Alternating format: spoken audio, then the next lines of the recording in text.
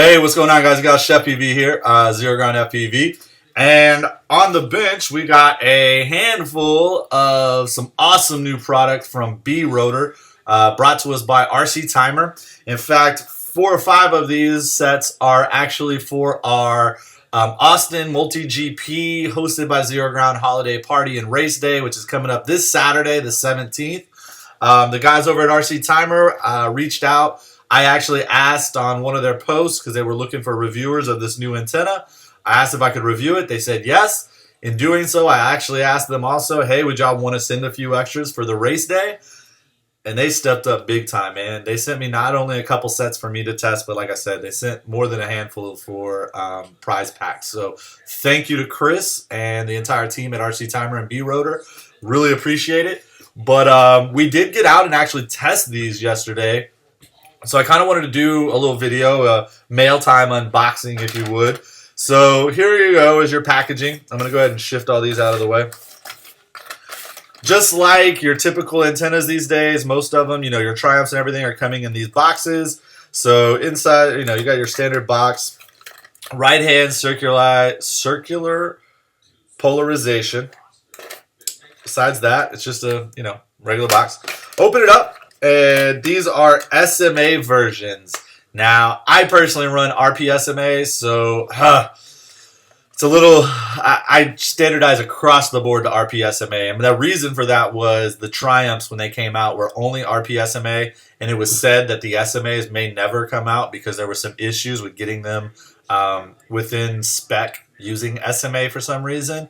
So I bet on the fact that RPSMA was the only way I was ever going to run them, and it is. I bought a whole bunch of them, about like 10 sets, and I've been running them ever since. So it's hard for me to switch over because I have to use the adapter, but I did switch these over, and I also use these on my LaForge the way they are because SMA is how the LaForge comes, and oh my gosh, great.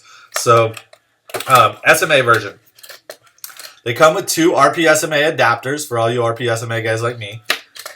And then here you go. They're called the Honey Drop, and it's because of their shape being kind of like a dewdrop, I guess, or a drop of honey is what they call it. So let's bang on them a little bit.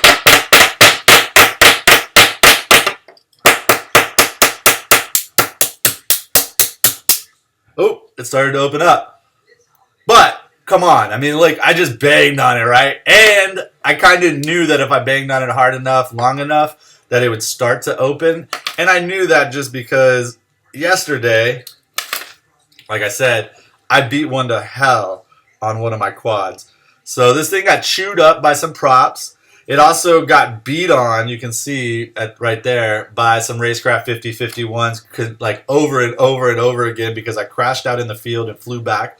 And when I got back, as I landed, it actually popped these caps off. So like I said, I knew that they would pop off, but I'm also not disappointed at all because, anybody that thinks these things are just going to be 100% indestructible, no matter who they're from, you're just kidding yourself. Come on, guys. Stuff is going to be able to be broke. This took a Racecraft prop spitting against it and against it over and over and over again for about 30 seconds before it popped off. These, I was banging on them, right?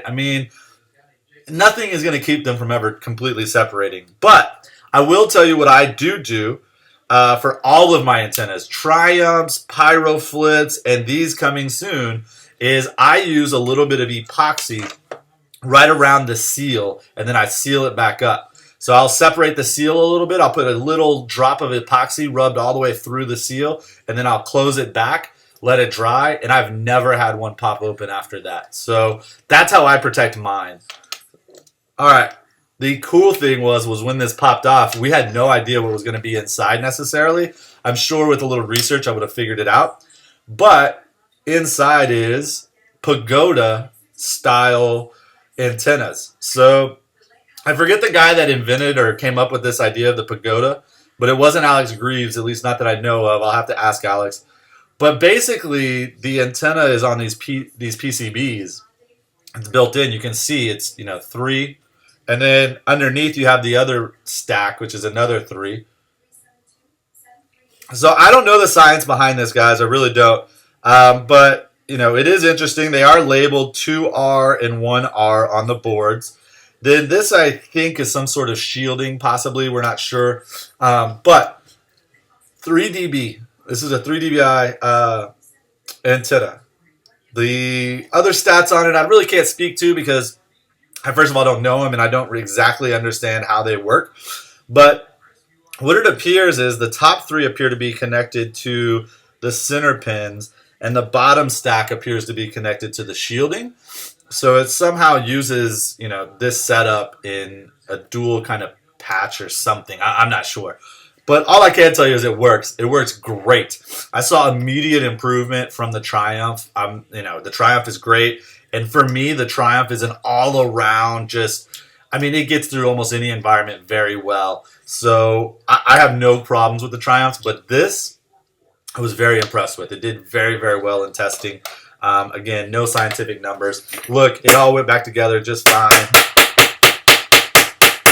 And then I can bang on it and it stays together. I mean,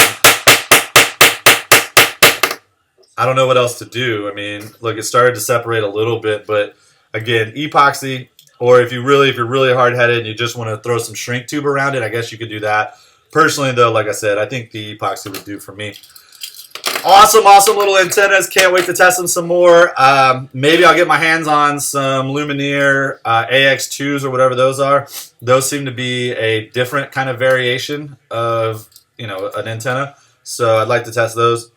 And I really would love to get my hands on some RPSMAs, guys. I'm sorry, that's about the only problem I have with this antenna is I've got everything switched to RPSMA. And I even have tons of extra pigtails for my unifies. I just can't bring myself to switch to SMA at this point.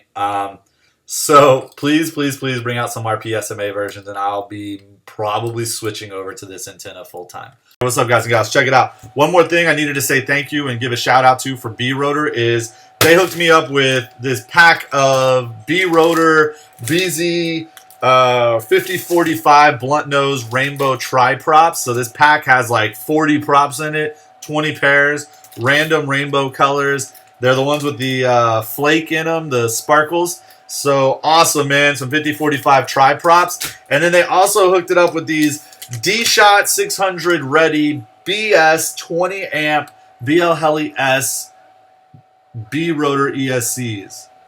So here they are. Get a focus on these. Come on. Come on.